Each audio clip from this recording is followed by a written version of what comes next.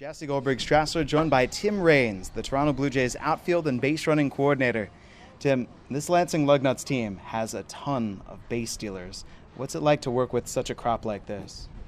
It's really the only team in the organization that has the speed that can, that are game changers. And we're looking for good things from these guys. I mean, they have the speed, they swing the bat well. I mean, there's some outfielders and some infielders, and we're trying to make these guys aggressive on the base paths and make that speed a part of their offense. Talking to Anthony Alford, he told me that you were emphasizing that first step quickness. Tell me more about this. Well, that's the most important step when you're trying to go from one spot to the other, and when you get to the point to where you react to what you see as far as what the pitchers are doing, that's when you become very successful. So that first step is a much important one. Mm-hmm. Talk about instinctive base stealers, the guys who know when to go and know when not to go. Who on this team is best at knowing when to go? Well, I think Lacastro right now. I think he has a little more experience than the other guys. Alfred, this is his first full season as a baseball player. But then you also have, the Jonathan Davis and DJ Davis. So, I mean, two Davises, and those guys can run very well. I mean, I think DJ is getting to the point to where he's been getting a little better. I think it's just taking him a little time. He's probably the fastest of them all, but, he just hadn't figured out, the pitching and the timing and the reaction time yet. And I think that's going to come. I mean, with his speed, there's no way he shouldn't be able to steal 50 to 60 bases a year, or maybe even more. But I think, he's a young kid. He hadn't played a lot of baseball. I mean, he's a high school guy. And this is a lot faster than high school. So, it's taking him a little time, but I think he's definitely going to get there. On Tim Lacastro, it was the play yesterday where he's at first base, pitcher throws it away, and he scores from first. How much did you enjoy watching that? Love it. I love it. I mean, that's the part of the game that I love the most is watching the guys run the bases. I mean, and the aggressiveness.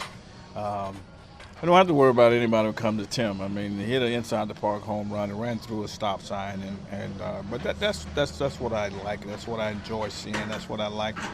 These young guys coming out here every day to play baseball and showing the kind of aggressiveness that you want to see, that I want to see.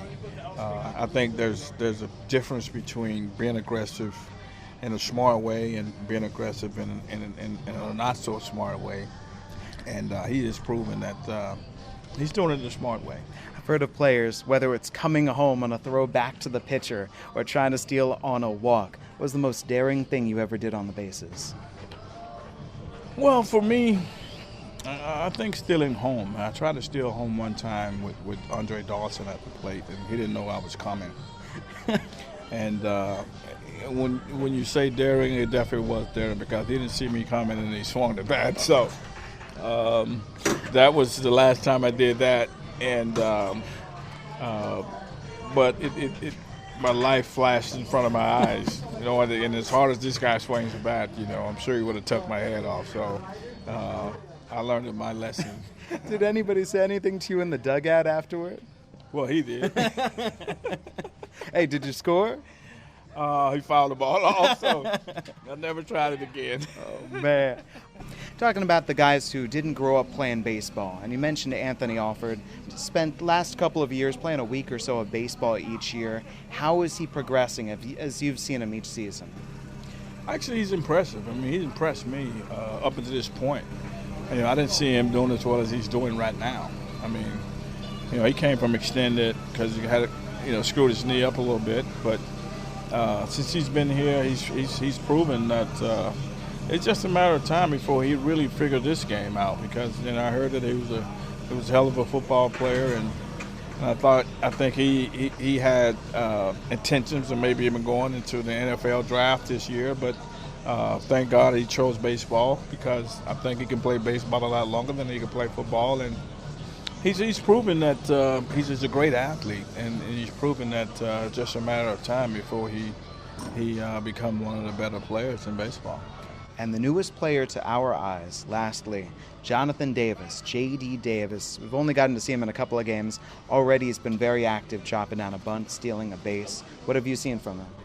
Well, he's one of those guys that he's a student of the game. He's out of college, so he's played a little more ball than most of these other guys. But and he's always trying to get better.